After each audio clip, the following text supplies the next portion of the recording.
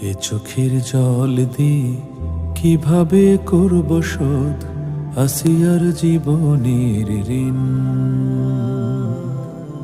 এ চোখের জল দিয়ে কিভাবে করব শোধ আসিয়ার জীবনের ঋণ। দেহ ক্ষত বিক্ষত, মানবতা বিবর্জিত, ছোট্ট সোনামণি হয়েছে মলিন। এ চোখের জল দিয়ে কিভাবে করব শোধ আসিয়ার জীবনের ঋণ। এ চোখের জল দিয়ে কিভাবে করব শোধ আসিয়ার জীবনের ঋণ। হা